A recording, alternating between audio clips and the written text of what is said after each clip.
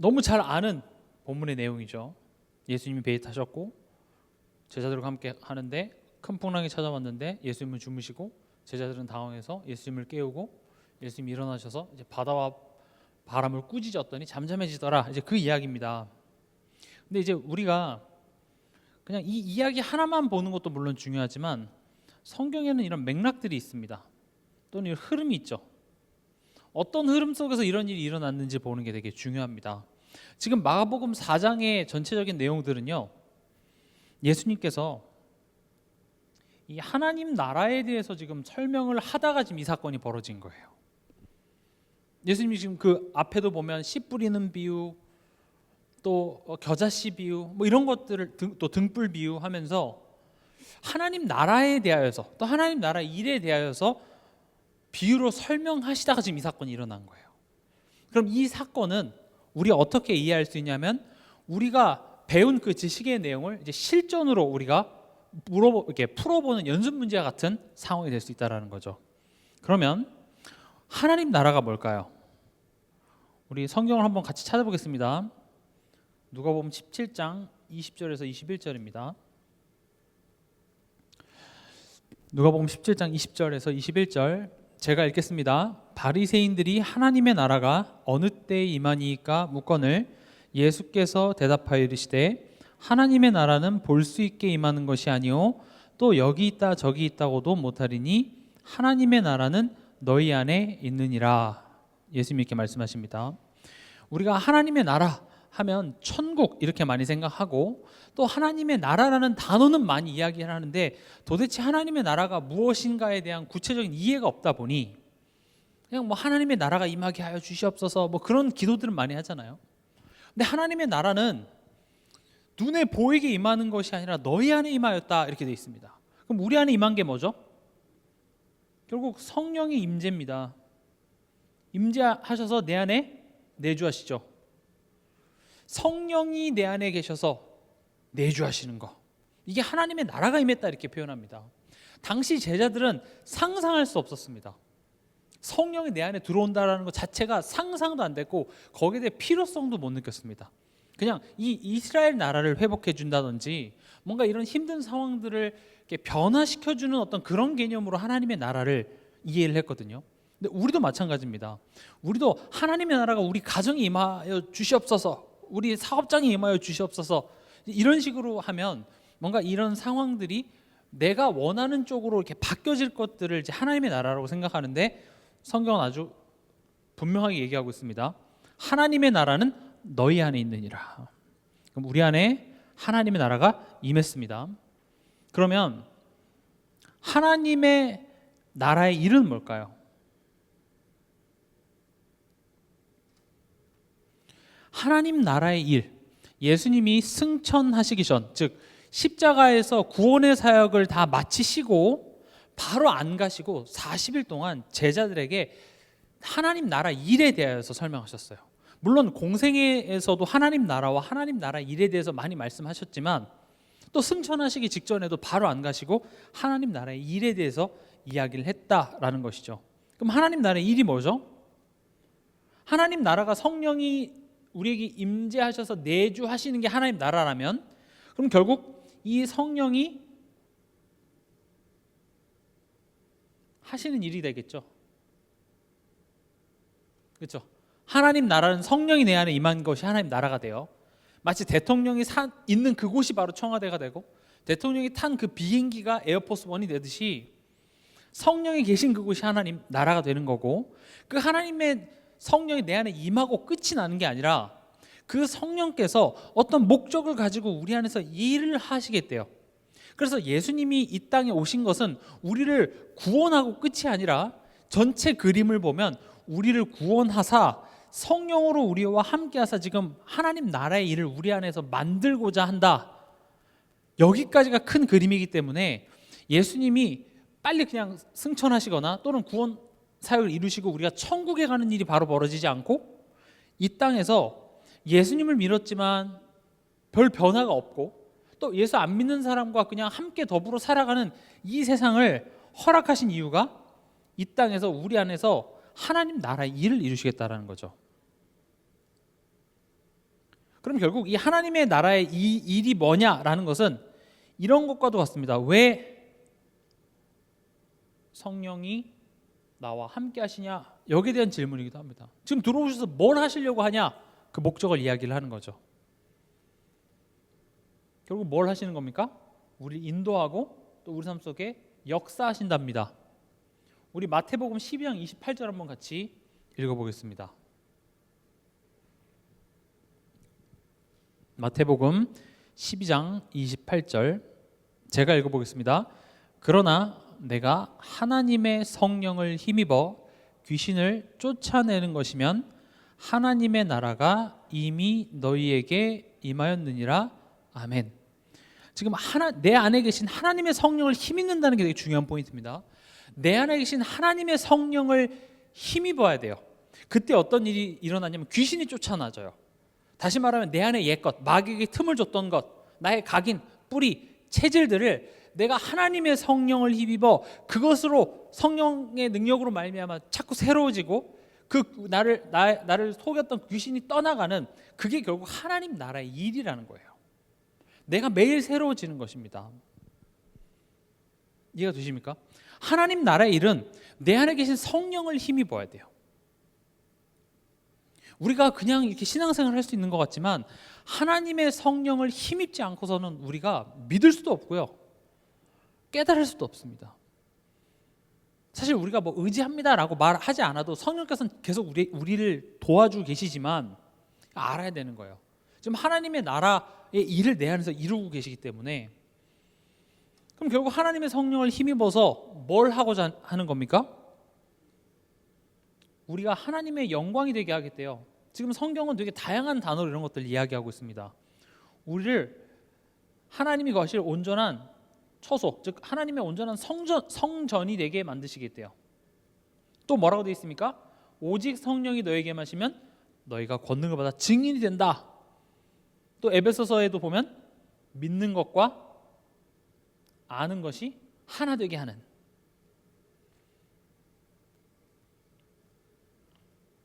지금 이 부분이 되게 중요합니다. 하나님 나라의 일을 이해해야지만 지금 내 삶 속에 이런 문제와 어려움들이 있는 이유가 설명이 돼요. 많은 성도들이 힘들어하는 이유가 예수님이 안 믿어져서가 아니라, 오늘 본문에 나오지만 왜 예수님이 탄 배에 풍랑이 찾아오냐는 거예요. 이 부분이 힘들어요. 왜 언약을 붙잡고 가나안 땅으로 가는 그 여정에 왜 여리고성이 있냐는 거죠. 왜 이런 어려움들이 있냐.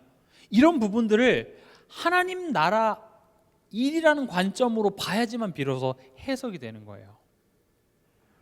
지금 성령께서 내 안에 들어오셔서 일을 하고 계세요. 나를 만들어 가고 계세요. 그럼 보세요. 이 목적지가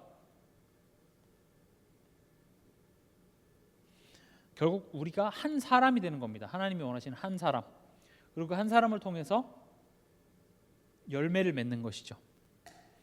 그래서 우리 앞에 나왔던 것처럼 등불이 빛을 비추고 또 그 나무가 되어 새들이 깃들고 또 씨를 뿌려서 결국 열매를 맺는. 그러니까 우리 보고 지금 등불이 되라는 거예요. 우리 보고 지금 나무가 되라고 지금 얘기를 합니다. 우리 신앙생활은 내가 하나님이 원하시는 한 사람이 되는 여정입니다. 근데 제가 사역을 하면서 느끼는 거는 내가 어떤 한 사람이 되는 것보다는 하나님이 내가 힘드니까 저 사람도 바꿔주고 환경도 바꿔주고 모든 걸 바꿔주세요라는 식으로 우리는 하나님을 그런 식으로 의지를 하고 있어요. 물론 우리가 신앙생활을 한 지 얼마 안 됐을 땐 그렇게 해도 괜찮습니다만은, 하나님이 결국 우리를 이끌고자 하는 것은 우리가 하나님의 영광이 되고 하나님의 거하실 처소가 되고 우리가 증인되고 우리가 믿는 것과 아는 것이 하나 되는 그 한 사람으로 만드는 거예요. 대단한 거라는 것이 아니라 이게 건강한 사람의 모습이에요. 지금 우리한테 1년에 전도 몇백 명씩 하라 그런 이야기를 하는 것도 아니고요. 헌금 뭐 얼마씩 해라 지금 이런 뭐 훌륭한 걸 하라는 것은 지금 하나님 요구하지도 않고요. 우리가 하나님의 자녀가 됐지만 실제 우리의 영적 상태라든지 우리의 삶의 모습은 되게 안 건강해요. 하나님을 안 믿는 불신자와 별 다를 바 없는 정도의 수준으로 상태로 우리는 살아가고 있는 거죠. 근데 왜 그게 문제가 되죠? 불신자가 아니니까요. 그래서 성령께서 우리 안에 들어오셔서 성령의 일을 하시는 거예요. 그걸 보고 하나님 나라의 일이라 그래요. 그 하나님의 나라의 일이라는 것은 성령께서 하시는 일인데, 성령이 어떻게 일을 하시냐? 오늘 본문에 나오지만 때론 이런 광풍, 여리고성, 문제, 때론 억울함, 이런 상황들을 가지고 결국 내 안에 옛것들, 내가 마귀에게 틈 줬던 것들, 이런 것들을 하나씩 치유해 내셔서 또 빛으로 드러내셔서 또 마귀에게 틈 줬던 것들을 성령을 힘입어 귀신을 쫓아내므로 우리가 하나님이 원하시는 건강한 한 사람이 되는 겁니다. 내가 그 건강한 한 사람이 될 때 그런 나의 삶을 통하여서, 나의 인격을 통하여서 내 삶 속에는 살리는 열매가 맺혀지는 겁니다. 이게 전도입니다. 우리는 지금 전도 활동을 열심히 하자는 것이 아니라 증인되리라 하셨죠. 우리는 되어지는 전도를 이야기를 하고 있습니다. 그래서 이런 부분들이 되게 중요해요. 그럼 오늘 본문으로 돌아가서요. 지금 예수님이 앞에 비유로서 이런 이야기, 하나님 나라와 하나님 나라 일에 대해서 설명을 하시고 이제 사건이 벌어집니다. 오늘 본문 마가복음 4장 1절에 보면 예수님이 사람들이 너무 많으니까 예수님이 막 밀리잖아요. 그래서 어떻게 했냐면 사람들이 다 이렇게 쫙 이렇게 서 있고 예수님이 이 배에 서서, 제가 그림을 잘 못 그립니다만은 이게 바닷가가 이렇게 있으면 사람들이 이렇게 서 있잖아요. 그럼 예수님이 이 배에 이렇게 서서 육지를 바라보고 이렇게 가리키시다가 36절에 보면 예수님이 거기서 설교하시다가 그 배를 그대로 타고 이제 다른 데로 가는 거예요. 36절에 그들이 무리를 떠나 예수를 배에 계신 그대로 모시고 가매 다른 배들도 함께 하더니 이렇게 됐죠. 다시 말하면 강단이 움직이는 거죠. 예수님의 그 강단이 이렇게 움직이는 겁니다. 근데 어떤 일이 벌어집니까? 지금 예수님이 타신 배에 뭐가 찾아와요? 큰 광풍이 찾아옵니다. 그리고 물이 마구 들어와서 침몰 직전이 되는 거죠. 그럴 수 있죠. 예수님이 타신 배에 문제 있을 수 있습니다. 근데 더 큰 문제는 뭐냐? 주무시는 예수님이에요.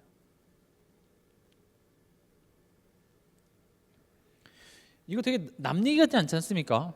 우리의 삶이에요. 하나님, 이렇게 지금 문제가 생겼는데요, 이렇게 어려움이 있는데요. 그래, 어려움이 있을 수 있어. 그래서 내가 예수님 붙잡고 의지하면 돼, 예수님이 해주실 거야, 우린 그걸 믿고 있는데 예수님이 지금 주무시고 계세요. 당연히 우리는 이런 상황 앞에 당황할 수밖에 없습니다. 근데 예수님 어떻게 하십니까? 그때 막 제자들이 막 공포에 질려서 이것저것 해보다가 결국 그 주무신 예수님을 깨우니까 예수님이 일어나셔서 바람을 꾸짖으십니다. 제자들한테 왜 깨워, 나 피곤해 죽겠는데, 이렇게 얘기하신 게 아니라 바람을 꾸짖으시고요. 그리고 바다더러 뭐라고 명령하십니다. 잠잠하라, 고요하라. 그러니까 바다가 어떻게 됩니까? 아주 잔잔. 여기서 아주 잔잔했다라는 것은 그냥 파도가 그친 차원이 아니라 우리 이렇게 그 이렇게 물컵에다 물을 따르면은 물이 이렇게 평평하게 되는 거 있잖아요. 바다가 잠잠해지면 약간의 그런 물결이 있어야 되는데 물결도 없고 그냥 바다가 그냥 그 어떤 미동도 없는 그 물이 딱 된 거예요. 그러니까 제자들이 놀란 거죠. 그리고 또 이때 당시는 바다를 뭔가 이렇게 관장한다, 이거는 신의 영역이라고 믿고 있기 때문에, 아니 도대체 예수님이 누구시길래 이렇게 파도가 잔잔해지지? 풍랑이 일었다가 그냥 잔잔해지는 거는 뭐 자연현상이 풍랑이 왔다 멎을 수도 있잖아요. 근데 바다가 미동도 없이 고요하게 된 거예요. 그러니까 제자들이 풍랑보다 더 무서운 거죠. 예수님의 그 꾸짖음에. 그럼 보세요. 오늘 이제 이 스토리는 우리가 알고 있어요. 그럼 이것을 통해서 우리에게 무슨 말씀을 하고자 하는지를 아는 게 되게 중요하겠죠. 오늘 말씀의 제목이 뭡니까? 요나보다 더 큰 예수 그리스도예요. 제목을 이렇게 잡은 이유는 지금 이 사건과 뭐랑 비교하려고 하냐면 요나랑 비교하려고 해요. 보세요. 오늘 이제 이 의미가 되게 중요합니다. 지금 우리가 어떤 맥락이었죠? 앞에 하나님 나라와 하나님 나라 일에 대해서 설명하고 그 다음에 벌어진 사건이에요. 마치 선생님이 원리에 대하여서 개념에 대해서 설명하고 이제 문제 풀어보라고 하듯이 예수님이 지금 하나님 나라가 임했고 하나님 나라의 일이 너희 안에서 이루어질 거야 이런 이야기를 하시고 지금 이 사건이 터졌다는 거죠. 그러면 이 큰 광풍을 우리는 우리 삶 속에 여러 가지 문제나 위기나 어려움이라고 우리는 생각할 수 있겠죠. 근데 우리가 항상 기억해야 될 것이 이 광풍이 결국 어떻게 됐습니까?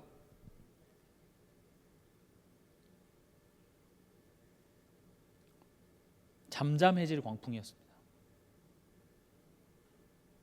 결국 예수님이 잠잠하게 하셨죠. 그러면 예수님이 진짜 너무 피곤하셔서 주무셨을까요? 그 광풍이 일어나는 것을 굳이 깨워야지만 예수님이 그걸 알아차리고 아이고 미안해 내가 깜빡 졸았다 하고 하셨을까요? 아니에요. 저 광풍은 잠잠해질 광풍이에요. 또 우리가 저번 주 메시지처럼 이것은 무너질 여리고성입니다. 여기서부터 벌써 시작을 해야 돼요. 지금 내 삶 속에 어떤 문제가 딱 찾아왔어요. 어떤 상황이 생겼어요. 그럼 우리는 이것은 해결될 문제야라고 먼저 생각을 해야 돼요. 그게 하나님 나라가 임한 자가 상황, 사건을 바라보는 올바른 관점이에요. 왜냐? 지금 내 안에서 성령께서 역사하사 우리를 믿는 것과 아는 것에 하나가 되게 만드는 그 작업을 하고 계세요. 근데 그런 작업을 하기 위해서 우리를 이렇게 성장시키기 위해서 이런 사건과 상황들을 활용을 하시더라는 거죠. 근데 우리는 이런 광풍이 찾아올 때 그 광풍만 보고 내가 할 수 없기 때문에 이 상황에 대해서 부정적인 생각부터 들어요. 불신앙부터 들어요.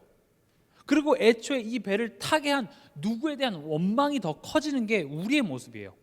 그래서 우리가 이 상황을 보면서 항상 먼저 선포해야 될 것이 이것은 잠잠하고 고요해질 광풍이야. 선포하세요. 우리 가정에 문제 생겼습니까? 이게 해결될 문제예요. 아니 지금 바람에게 꾸짖으신다니까요.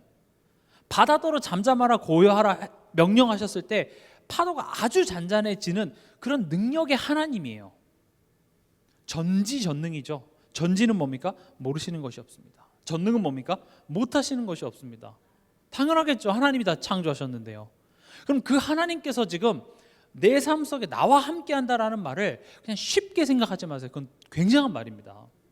그럼 그런 하나님께서 그냥 내가 원하는 대로 모든 것을 척척척척 주시면 좋겠는데 예수님은 그렇게 얘기하지 않으시고 하나님의 나라가 임해서 하나님의 나라의 일을 우리 안에서 이뤄내실 거야. 너가 원하는 대로 주는 그런 차원이 아니라 너의 상태 자체가 지금 하나님의 자녀가 됐지만 실제로는 하나님을 믿지 못하는 건강하지 못한 상태니 나는 때로는 너에게 어려움도 주고 풍랑도 가져다 주고 환난도 가져다 줘서 그것으로 말미암아 너로 하여금 뿌리를 내리게 하고 자라나게 나는 할 거야. 성경은 그런 이야기로 가득합니다. 우리가 그런 내용을 외면하고 예수 그리스도 모든 문제 해결자 문제 없어 예수 믿으면 문제 없어 이런 식으로 그 틀린 말은 아니에요. 그러니까 그런 이야기만 자꾸 듣다 보니까 삶 속에서 어려운 문제가 오면 그 문제를 통해서 하나님이 지금 내게 뭘 원하시는지에 대해서 생각이 안 들고 힘든 문제를 주는 모든 것은 다 사단이어야만 해요. 그게 쉽거든요. 왜냐? 그럼 나는 바꿀 필요가 없어요. 그냥 저 사람이 잘못한 거예요. 이 환경이 잘못된 거예요.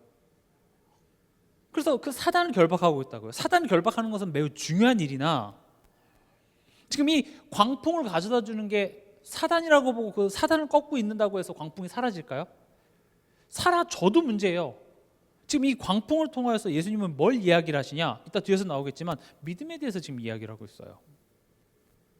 그래서 우리 삶 속에 딱 문제나 어려움이나 때론 내가 예측할 수 없고 내가 봤을 때 뭐가 수가 보이지 않는 그런 상황 속에 누구는 그냥 입으로 생각 걸치지 않고 그냥 얘기를 계속 한다고요. 누가 잘못했고 뭐 때문에 이렇게 얘기를 하고 우리도 알게 모르게 내 속에 자꾸 그런 부정적인 생각들로 가득 찰 때가 많아요. 근데 내가 그러고 있다는 사실도 인지를 못한다니까요. 나 입에 안 탄다 그랬잖아. 그래서 어떻게 예수님이 이 상황에서 주무실 수 있어? 이런 불평과 원망이 되지, 내가 못 믿고 있구나, 이게 안 나와요. 그래서 우리가 어떤 습관을, 어떤 것을 먼저 선포해야 되냐? 광풍이 찾아왔을 때 뭡니까? 이건 잠잠해질 광풍이야. 위기가 왔을 때 이거 하나님이 해결하실 문제야. 선포부터 하세요. 무너질 여리고성이야. 그럼 이걸 왜 허락하셨습니까? 그래서 사실 41절에 나옵니다. 41절 같이 읽어보겠습니다. 그들이 심히 두려워하여 서로 말하되 그가 누구이기에 바람과 바다도 순종하였는가 하였더라. 보세요. 예수님이 누군지 몰랐어요.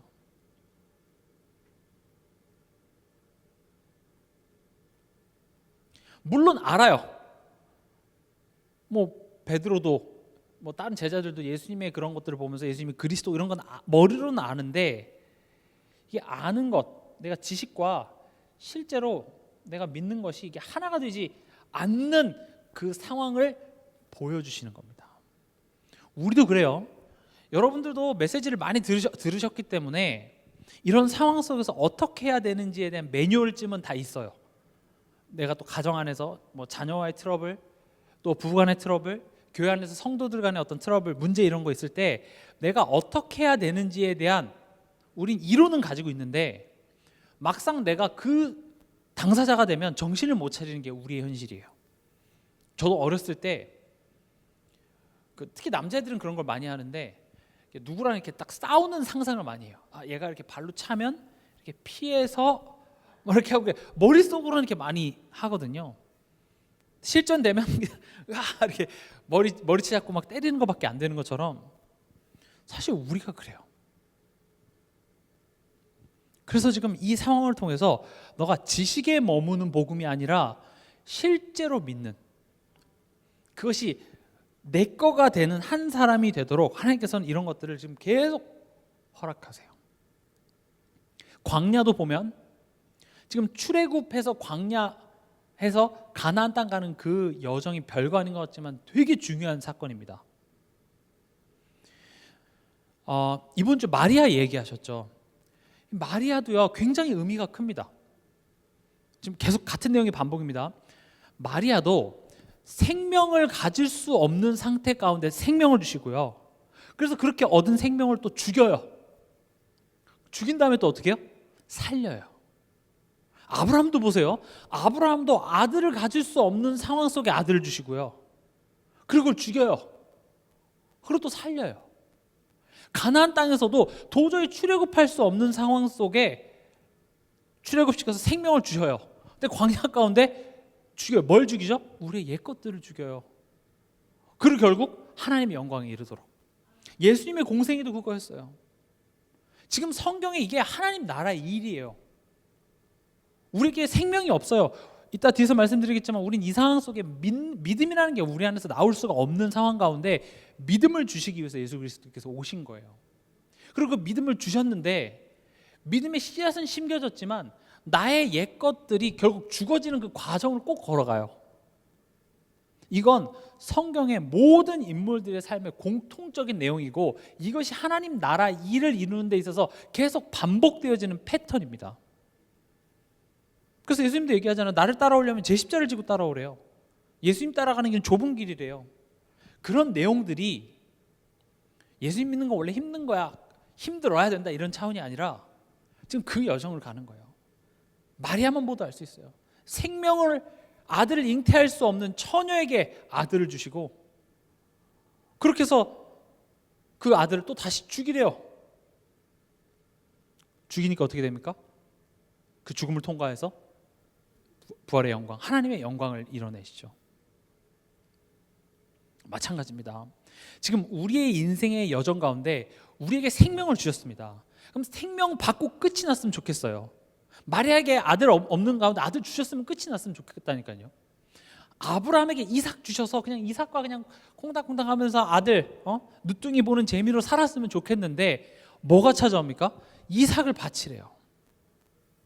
그런 일이 생긴다니까요. 왜냐? 우리의 상태를 알아야 돼요.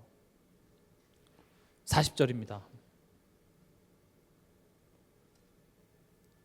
40절에 예수님이 뭐라고 하시죠?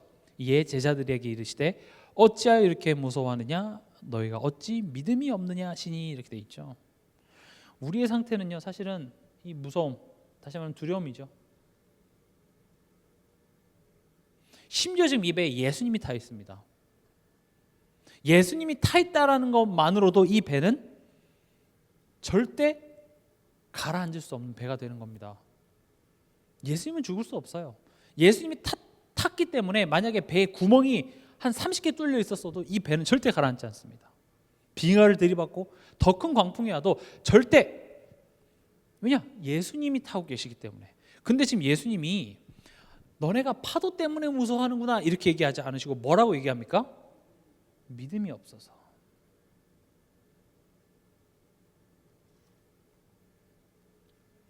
그럼 지금 뭐가 되죠? 제자들은 예수님이 누군지 몰랐고 예수님 믿음이 없어서, 그러니까 예수님을 아는 것과 믿는 것이 하나가 되지 않았다는 말이 되는 거예요. 결국은 우리가 삶 속에서 염려하고 어떤 상황에 대해서 부정적이고 걱정부터 들고 안 된다는 생각부터 드는 그것 자체가 이 상황 때문인 것 같지만, 파도 때문인 것 같지만, 예수님이 누군지 몰라서 그러는 거야 라고 내게 말씀하시는 성령의 음성을 깨닫는 게 귀 있는 자는 들을지어다요. 그게 하나님 나라의 일이에요. 우리 삶 속에 내가 언약 붙잡으면 아무 일도 안 일어나고 다 좋은 승승장구만 할 것 같지만 사실 승승장구가 맞습니다. 그러나 우리는 온전한 상태가 아니기 때문에 하나님께서는 나의 연약한 부분들을 자꾸 드러내게 하사, 그래서 더욱더 그리스도를 바라보고, 그래서 그리스도가 오셔야만 했고, 그 그리스도의 가치와 비밀에 대하여서 자꾸 우리가 바라보고 깨닫도록 우리를 자꾸 인도하시는 게 성령께서 하시는 일인 거죠. 그래서 파도 때문이 아니라 믿음이 없어서 그래요. 예수님이 누군지는 알았지만 지금 이 상황 속에 예수님이 뭔가 해줄 수 있는 그 예수님이라는 믿음이 없어서, 그래서 우리는 이런 광풍을 만나면 백전백패입니다. 왜냐? 우리에게 애초에 믿음이 나올 수 없습니다. 이 믿을 수 없는 상태를 뭐라고 얘기합니까? 에베소서 2장 1절에 허물과 죄로 죽었던 너희, 이렇게 얘기합니다. 그래서 예수님이 오셔야만 했습니다.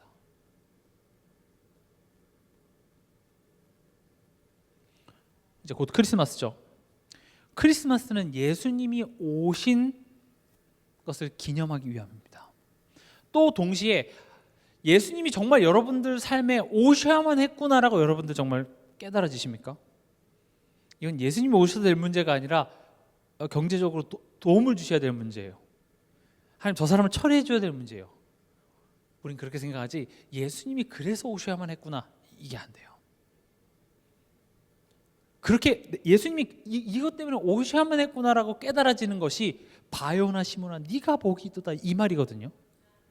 예수님, 지금 베드로가 뭐라고 했죠? 당신이 바로 그리스도입니다. 살아계신 하나님의 아들이라는 말이, 당신이, 내가 믿을 수 없고 나는 죄밖에 지을 수 없고 하나님으로부터 멀어지는 것밖에 하지 못하는 사단에 소속된 나는 구원이 필요한데 그 구원을 이루기 위해 오신 분이 바로 당신입니다가 예수는 그리스도라는 말이잖아요. 그럼 지금 내 삶 속에 나는 정말 그리스도이신 예수를 찾냐는 거죠. 저도 제 스스로 점검해 봤을 때 그리스도이신 예수를 찾기보다는 예레미야, 엘리야, 선지자 같은, 세례 요한 같은 그런 예수님을 우린 많이 찾고 있어요. 그러니까 그 성경에서 제자들의 모습이 딱 우리 모습이에요. 그래서 성령께서는 그리스도이신 예수라는 것을 설명하기 위해서 우리 삶 속에 그리스도 아니면 안 되는, 자꾸 이런 문제나 어려움 찾아오면 어떻게 됩니까? 우린 마귀에게 틈 주는 것밖에 못해요. 가만히 있으면 우리는 하나님 없는 것 같은 선택으로 그냥 자연스럽게 돌아갈 수밖에 없어요. 지금 이 시간에 내가 말씀을 듣지 않잖아요. 그러면 제가 장담합니다. 지금 이 시간에 내 머릿속에는요, 하나님 없는 생각으로 아마 가득 차는 그 현장에서 있을 거예요. 문제가 있고 어려움이 있고 복잡하면 복잡할수록 하나님이 어떤 분이신지 들려주는 것이 살 길이에요. 그거 아니고는 없습니다. 지금 이 시간 공부를 더 하고 뭐 돈을 더 벌고 물론 어쩔 수 없는 그런 상황들도 있겠습니다만은 사실은 우리 영혼에 별로 도움이 되지 않습니다. 다시 말씀드리지만 우리 삶 속에 광풍, 여리고성 이런 어려움들이 하나님의 자녀이지만 찾아옵니다. 허락하십니다. 그것을 우리 보고 이겨내라는 차원이 아니라 그것을 가지고 내 안에서 하나님 나라의 일을 이뤄 가시기 위해서 허락하신 거예요. 그럼 하나님 나라의 일이 뭐라고요? 예수를 그리스도로 진짜 믿는 것과 아는 것이 하나 되는 건데, 그런 문제 속에서 그 성령의 인도를 따라가는 것이 아니라 내가 그 문제를 해결하기 위해서 내가 노력을 하면 그 문제는 계속 있어야만 해요. 하나님은 우리를 포기하지 않아요. 특히 우리가 신앙생활을 하다 보면 어떤 특정 문제들이 계속 반복돼요. 또 우리 삶 속에서 또 가정 안에서 잘 가다가 어떤 한 이슈만 나오면 가정이 뒤집어지는 그런 포인트들이 있어요. 근데 그 부분은 하나님의 능력이 모자라서가 아니라 그 부분 때문에 내 안에 지금 하나님 나라의 일이 이루어지는 데 있어서 방해가 되는 거예요. 그거 내가 풀어야 될 문제입니다. 반대로 말하면 그 부분만 해결되면 굉장한 역사들이 일어나요. 하수구가 이렇게 막혀 있다가 그래서 물이 막 고여 있다가 그거 하나 뻥 뚫리면 어떻게 됩니까? 그 많았던 물이 시원하게 빠지죠. 요즘에 유튜브에 이제 그 하수구 뚫는 그런 채널도 있더라고요. 저도 구독자 수가 높아서 이러고 왜 보지 하는데 보다 보니까 이게 뭔가 속이 시원해요. 이게 막 안 뚫렸다가 뻥 뚫으면 속이 시원해서 지난번에 밥 먹다가 보다가 들어온 게 나서 보면 안 되겠다 했는데, 뭔가 우리 신앙생활에 있어서 그 문제 하나만 탁 뚫리면 그냥 여태까지 있었던 모든 실태랑 같이 얽혀 있었던 것들이 한 방에 이렇게 풀어지는데 그거 하나가 지금 안 돼서 그러는 거예요. 근데 우리가 머리를 알아도 안 돼요. 그래서 예수님이 오셔야만 했습니다. 우리에게 생명을 주시기 위해서 오셨습니다. 이거를 지금 뭘로 설명하시냐? 요나 이야기로 설명하고 있습니다. 우리 요나서 1장 한번 같이 보겠습니다.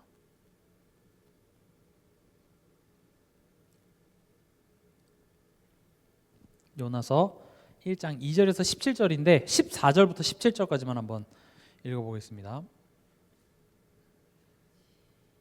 요나서 1장 14절에서 17절 제가 읽겠습니다. 무리가 여호와께 부르짖어 이르되 여호와여 구하고 구하오니 이 사람의 생명 때문에 우리를 멸망시키지 마옵소서. 무죄한 피를 우리에게 돌리지 마옵소서. 주 여호와께서는 주의 뜻대로 행하심이니이다 하고 요나를 들어 바다에 던짐에 바다가 뛰노는 것이 곧 그친지라. 그 사람들이 여호와를 크게 두려워하여 여호와께 제물을 드리고 서원하였더라. 여호와께서 이미 큰 물고기를 예비하사 요나를 삼키게 하셨으므로 요나가 밤낮 3일을 물고기 뱃속에 있으니라. 아멘. 지금 오늘 이 광풍을 만난 이 사건이 요나가 지금 어떤 상황이죠? 하나님이 니느웨로 가라고 했는데 요나는 다시스로 가고 싶어서 다시스로 가는 배를 탔어요. 그 배에 탔는데 하나님께서 똑같이 풍랑을 허락하셨죠. 그러니까 이제 요나도 똑같이 자고 있어요. 그러니까 선원들이 막 공포에 질러서 왜 이럴까 하다가 이제 요나를 깨우니까 요나가 이제 알아차린 거죠. 나 때문이구나. 그래서 요나가 오늘 14절에 보면 이제 내가 대신 나를 던져라, 물에 던져라 이렇게 얘기를 하죠. 그래서 이 한 사람의 생명으로 말미암아 이 풍랑 만난 이 배 자체가 이제 구원받는 그 이야기입니다. 사실 우리의 현실이, 또 하나님 떠난 우리의 현실이 사실은 죄와 사망의 그 광풍성에서 아무것도 할 수 없는 것이 우리의 현실입니다. 지금 이 요나의 이야기와 예수님의 이 스토리는 굉장히 비슷한 점들이 많아요.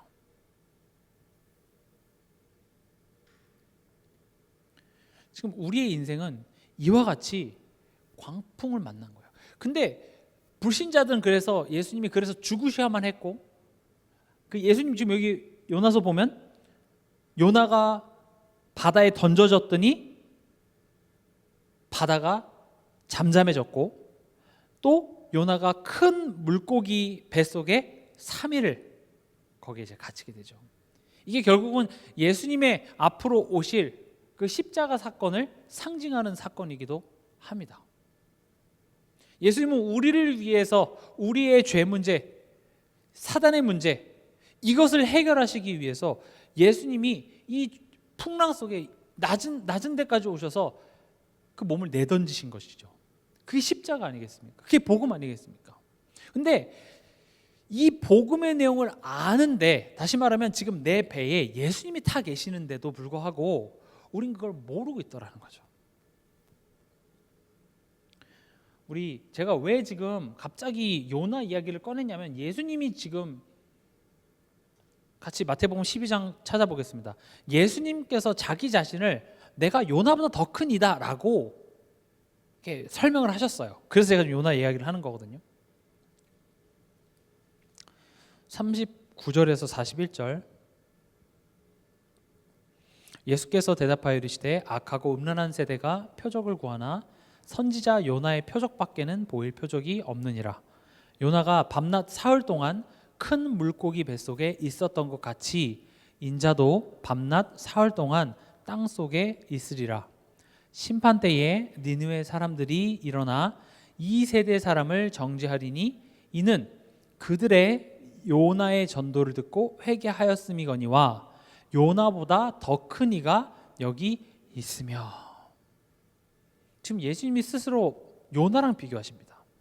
난 요나보다 더 큰 이야. 요나가 이 풍랑 만난 이 배에 탄 사람들을 구원하기 위해서 자기 자신을 물속에, 자기 생명을 희생해서 물고기 뱃속에 사흘 동안 갇혀 있었던 것처럼, 나 또한도 이 인류를 구원하기 위해서 내가 육신의 몸을 입고 와서 십자가의 그 죽음을 통과하여서 우리를 구원하시겠다는 구원의 이야기입니다.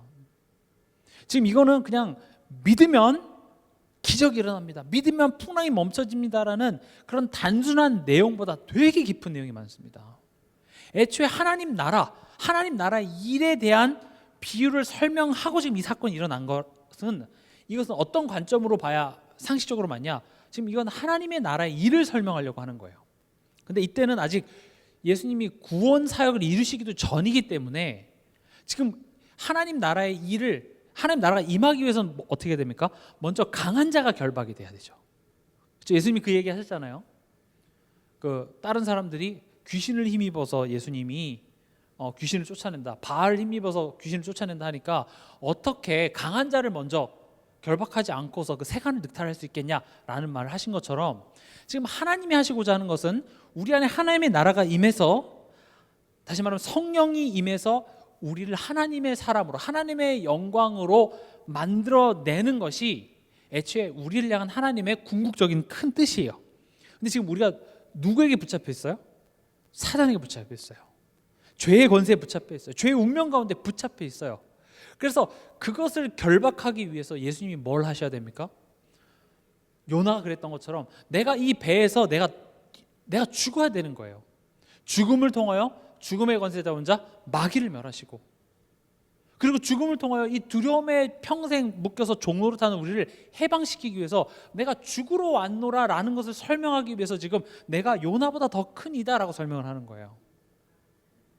왜냐하면 이스라엘 백성들은 요나를 알거든요. 이 스토리를 외우다시피 하겠죠. 요나가 그 선원을 구하기 위해서 희생했던 것처럼, 그리고 물고기 뱃속에 3일 동안 있었던 것처럼 내가 이거보다 더 큰 일을 하기 위해서 왔어. 지금 이게 하나님 나라 일의 시작입니다. 하나님 나라 일의 시작은 뭐부터 시작되겠습니까?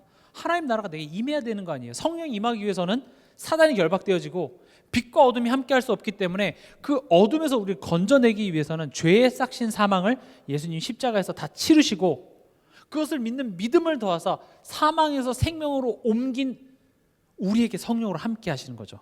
그렇게 시작이 되는 거예요. 그래서 우리 안에서 이제는 하나님을, 예수에 대해서 아는 것과 믿는 것에 하나 되는 한 사람으로 계속 우리를 성장시켜 나가는 것이 성삼위 하나님께서 하고자 하는 일이에요. 그래서 예수님이 내가 구원을 이루고 다 이루었다 했으면 모든 사람이 휴거하듯이 바로 천국으로 딱 올라갔으면 좋겠는데 아니에요. 불러놓고 뭐라고 얘기합니까? 하나님 나라 일에 대해서 설명을 해요. 그리고 마지막으로 오직 성령이 너에게 임하시면 너희가 증인될 거야. 그런 오묘한 말을 남기고 예수님 올라가고 제자들은 어떻게 됩니까? 다시 일상으로 돌아갑니다. 아무것도 바뀌지 않는 현실로 돌아갑니다. 아니 예수님이 승천하시면서 권능 이런 얘기를 했으니까 뭐 이렇게 금을 이렇게 찾아내는 권능이라든지 아니면 나를 공격하는 사람들 내가 뭔가 이렇게 무찌를 수 있는 뭐 레이저를 쏠 수 있는 그런 권능을 주신다든지 그런 걸 줬으면 좋겠는데 권능은 개뿔 아무것도 없어요. 그냥 다 현실이에요. 근데 그 현실 속에서 기다리래요. 언제 준다 얘기하면 기다릴 만한데 너희 아버지께서 약속하신 것을 기다리라. 거기서부터 벌써 뭐가 시작되는 겁니까? 하나님 나라의 일이 시작되는 겁니다. 그리고 성령이 마침내 약속하신 하나님의 때에 임하고 그게 임했을 때에 전도했다 이렇게 보면 안 됩니다. 임했을 때에 그 한 사람 한 사람의 마음속에 하나님 나라가 임했고 그 임하신 성령께서 그 한 사람의 인생을 생각을 체질을 하나씩 하나씩 바꿔가는 일들 가운데에 평상시에 내가 상상도 하지 못했던 그런 현장에 가게 되고요. 안진뱅이를 일으키게 되고요. 제자의 수가 심히 많아지기도 하고요. 그게 하나님 나라의 일이에요. 결국 우리가 하나님 나라가 임하고 하나님 나라의 일하면 자꾸 외적인 것으로 뭔가 대단한 일이 벌어지는 것만을 생각을 하는데 사실 포인트는 뭐냐? 내 안에 임하는 하나님의 나라입니다. 우리가 어떻게 한 지역을 변화하고 어떻게 여기를 뒤집어 엎고 그런 고민도 당연히 중요합니다만은 하나님의 나라는 우리 안에 임했대요. 그래서 베드로도 점점 처음에는 되게 별로였지만 계속 성장하는 게 보이잖아요. 바울은 완전 죄인 중에 괴수였죠. 예수님 핍박하는 것에 가장 앞장섰던 바울이 변합니다. 또 1차 선교여행, 2차 선교여행 거듭할수록 바울의 믿음의 성숙이 일어납니다. 그것처럼 우리의 지금 인생의 여정은 하나님의 나라의 일을 이뤄가시는 여정이에요. 그래서 아까 제가 우리 이 부분 있죠. 큰 광풍, 문제, 어려움, 위기 왔을 때 뭐부터 선포하라고요? 이거는 무너질 여리고성이야. 이거부터 선포하라고요. 이건 무너뜨리실 거야. 하나님은 하실 수 있어.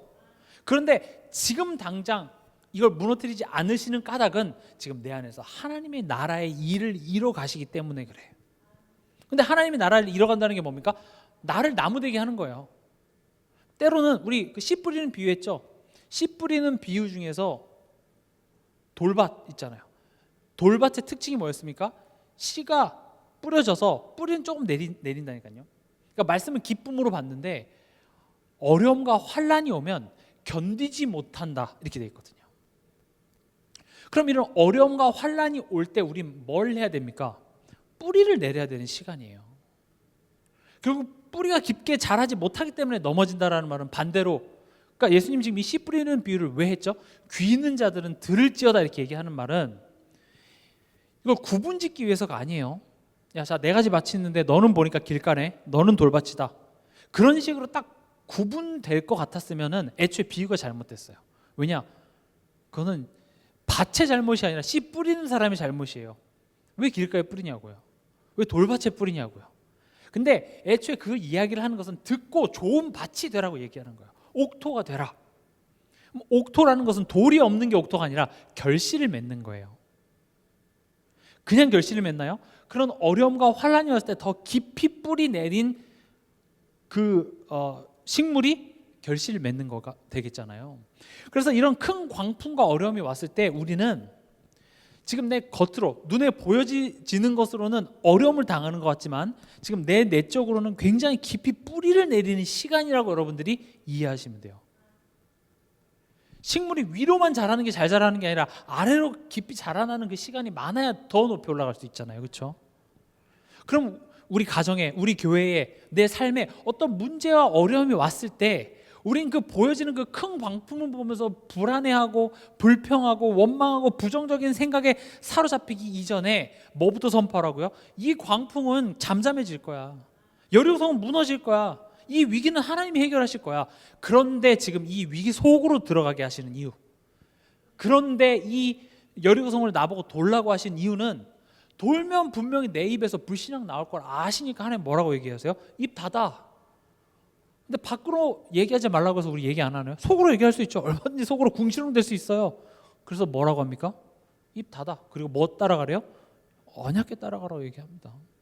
언약궤 따라간다고 해서 여리고성이 변하나요? 안 변해요. 그냥 따라가는 거예요. 언제요? 하나님의 때에. 우리가 그 여리고성을 하루에 한 바퀴씩 돌고 마지막에 7바퀴를 완주했을 그때의 여리고성은 한 번에 무너지게 되어 있습니다. 그 과정을 통해서 뭐가 이루어진다고요? 내 안에 하나님 나라의 일이 이루어진다라는 것이죠. 하나님 성령께서 결국 하고자 하는 것은 오늘도 보면 우리가 아는 것과 믿는 것이 하나가 되는 겁니다. 예수를 더 깊이 안다라는 것은 지식적으로 예수에 대해서 많이 아는 것도 되지만 거기에 국한되면 안 돼요. 우리가 지금까지 많은 훈련을 받고 많은 메시지를 들어서 예수에 대해서 지식적으로 많이 알았지만 성경은 그 아는 것이 삶 속에 이런 열매로 나타나야 된다라고 이야기를 하고 있는데, 우리는 이 부분에서 다 실격이라고요. 다 틀리고 있어요. 그럼 여기서 틀렸기 때문에 넌 예수 안 믿는다라고 얘기하는 것이 아니라, 이제 아는 것이 하나가 되기 위해서 성령께서는 우리 삶 속에 그런 만남과 사건을 통해서 계속 간섭하고 있고, 그럼 우리가 뭘 깨달아야 되겠냐고요. 내 자신의 상태를 우린 자꾸 점검이 돼야 되는데 스스로 점검이 안 돼요. 그래서 점검하는 두 가지가 뭐냐? 하나는 성령의 인도하심과 두 번째는 예배라는 겁니다.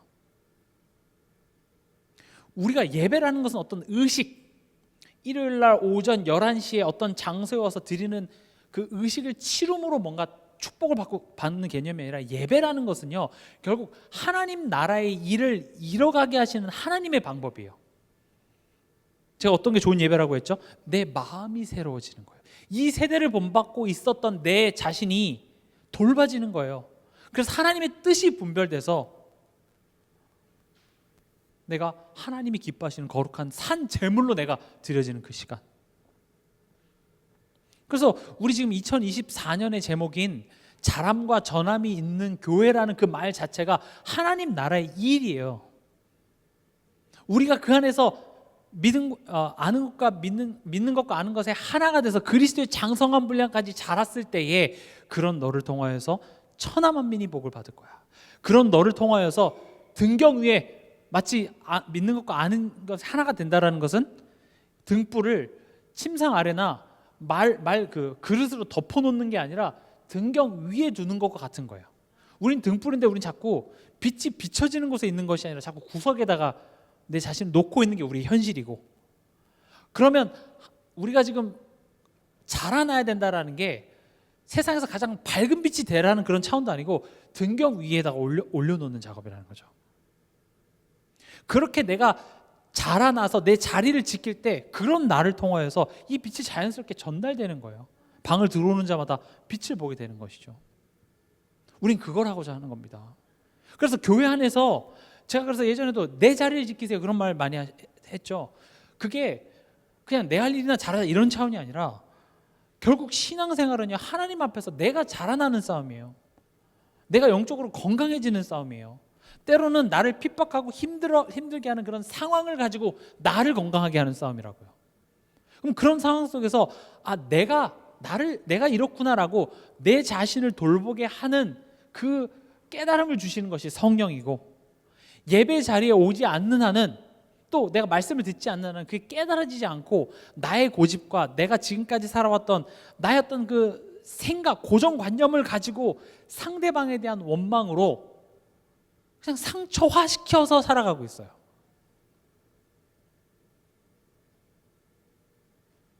그게 제가 현장 사역하면서 많이 느끼는 겁니다. 저도 거기에 포함됩니다. 그래서 결론은 뭐냐?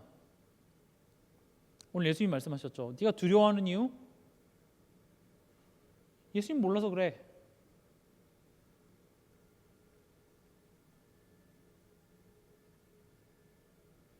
제가 계속 말했지만 우리 에베소 4장 13절 한번 우리 같이 읽어보겠습니다.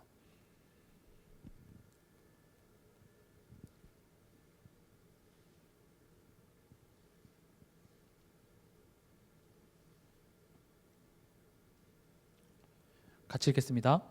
우리가 다 하나님의 아들을 믿는 것과 아는 일에 하나가 되어 온전한 사람을 이루어 그리스도의 장성한 분량이 충만한 데까지 이르리니. 믿는 것과 하는 것. 전 예수 믿는데요. 난 복음을 완전 결론 났는데요. 근데 니네들이 복음 못 깨달아서 네가 지금 그렇게 하는 거야 라고 얘기할 수 있는 사람은 이 세상에 단 한 사람도 없습니다. 지금 이 메시지는 누구한테 하는 겁니까? 내 자신에게 하는 겁니다. 그런데 만약 이게 내 자신에게 주는 메시지가 아니라 상대방에 대하여서 네가 복음 못 깨달아서 그래라는 말이 많이 나온다면 내가 바리새인인 거예요. 물론 상대방이 못 깨달아서 그런 게 맞을 수 있지만 내 자신을 보지 못한다면 지금 우린 복음이라는 것에 근처도 못 간 거예요. 은혜로 구원은 받았을지 몰라도 우린 율법주의에 빠져 있는지도 몰라요. 그래서 예수를 믿는다라는 것을 여러 가지로 정의할 수 있지만 예수를 믿는다는 것은 내가 건강해지는 거예요. 내가 하나님의 사람이 되는 거예요. 하나님의 사람으로 내가 자라나는 것입니다. 아는 것과 믿는 것과 아는 일에 하나가 되는 그 여정이 우리의 삶을 통해서 하나님이 이뤄가시는 거예요. 그래서 내가 집에 돌아갔을 때 기다리고 있는 남편, 바뀌지 않는 이런 현실, 이런 것들이 내가 정성이 부족해서 하나님이 내가 그때 뭐 잘못해서 지금 내가 벌 받고 있는 개념이 아니라 그것을 통해서 내 안에 지금 하나님 나라를 이뤄 가신다. 이것입니다. 말씀 맺겠습니다. 오늘 말씀의 제목, 요나보다 더 크신 예수 그리스도입니다. 우리는 이 큰 풍랑이 찾아왔을 때 우리는 못 믿는 것밖에 할 수 없습니다. 파도 때문에, 광풍 때문에 우리는 무서워하는 것 같으나 사실은 예수님이 거기 계신지도 모르고 계셔도 그분이 누군지 몰라서 우린 두려움에 휩싸입니다. 그래서 하나님께서는 그것을 머리로는 알지만 실제로 삶 속에서 믿는 것과 아는 것이 하나 되는 것이 하나님이 만들고자 하는 한 목적지, 사람이기 때문에 그게 하나님 나라의 일이에요. 그래서 때로는 이런 광풍을 허락하십니다. 어려움을 허락하십니다. 그럼 우리는 성경을 통해서 뭐부터 빨리 결론부터 짚고 가야 돼요. 뭐라고요? 이것은 잠잠하고 고요해질 광풍이다. 그렇게 결론 짓고 보세요. 이 문제는 해결될 문제야. 하나님은 이걸 얼마든지 쉽게 넘어가게 하실 수도 있는 거야. 홍해는 갈라질 홍해입니다. 하나님 하실 수 있습니다. 그런데 지금 이 시간들을 아직 허락되지 않을 것 같은 이런 상황들을 견디게 하는 데 있어서는 지금 나를 향한 하나님의 이유가 있다. 그리고 그 믿음을 주시기 위해서 요나 한 사람이 바다에 자기 생명을 희생했던 것처럼 예수님이 우리를 위해서 죽기 위해서 오셨다. 그리고 그 예수 그리스도께서 지금 성령으로 나와 함께 계시기 때문에 계속 그 성령께서는 얘기하는 겁니다. 너는 더 이상 사단의 종이 아니야. 너는 더 이상 구원 못 받은 자 같은 생각을 가지고 이 현실을 바라보지 마. 그게 성령께서 하시는 일입니다. 그래서 이번 한 주간도 이 말씀 기억하시면서 승리하는 그런 한 주간 되시기 바랍니다. 또 특별히 크리스마스입니다. 예수님이 오셔야만 하는 그 이유, 의미 깊이 생각하시면서 승리하는 밤 되시길 주님의 이름으로 축원합니다.